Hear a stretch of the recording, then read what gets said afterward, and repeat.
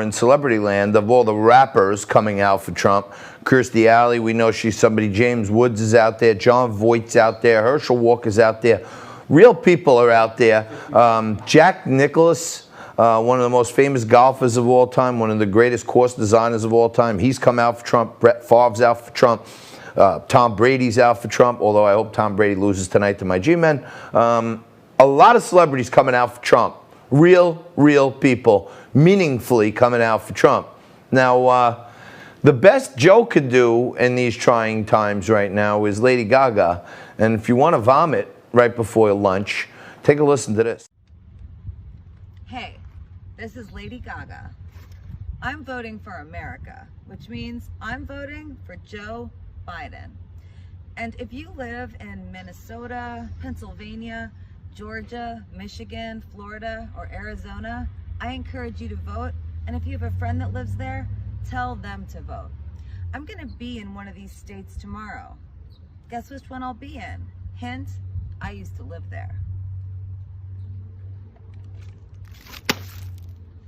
Cheers to the 2020 election.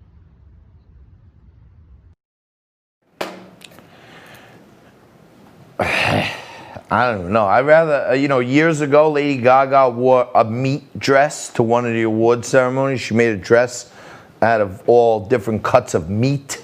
I'd rather see her in a meat cocktail dress than that outfit that she had on right there. And now, a mere 15 days after the cartel in Silicon Valley decided to shut down the New York Post Twitter site, it's back up, and they've finally been allowed to report on Hunter Biden's emails and smoking gun emails, how Hunter Biden introduced Ukrainian businessman to VP Dad.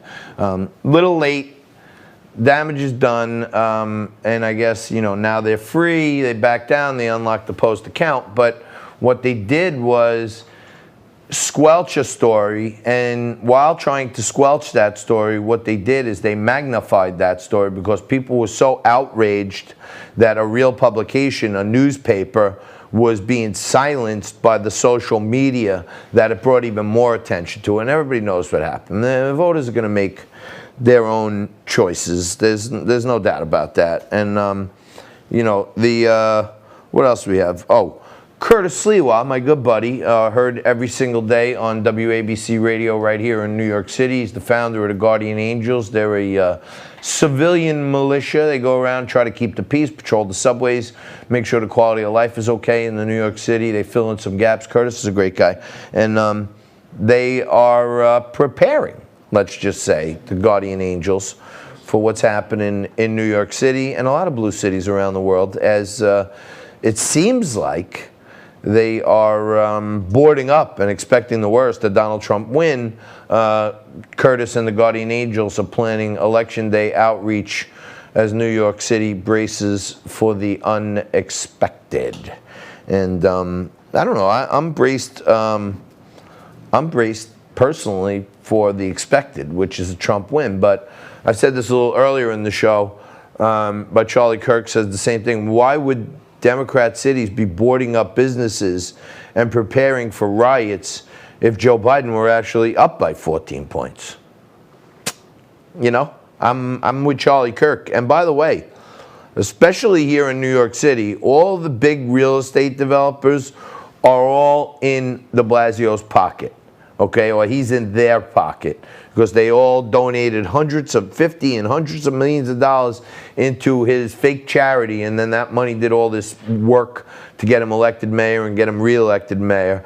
And the real estate owners in most of these blue cities, they're dialed in tight with the mayors and the administration. So, many have asked the question, like Charlie Kirk asks, why are they boarding up in blue cities if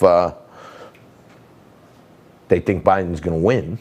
And Andy Ngo, who got beat up by Antifa, we've had him on the show many times, vague and ominous post in the Portland Antifa Telegram chat room from John Brownie. Quick reminder, it's totally cool to chill out for a couple days and prep. Catch up on Netflix, hit the shooting range, go hug your family. Big things are about to go down. catch up on Netflix, go to the shooting range, hug your family. Big things are about to go down. That's what Antifa is sending out to all their friends out there. And if you think it's just exaggeration, take a look at what Antifa is doing to Trump supporters in the streets right now as we speak.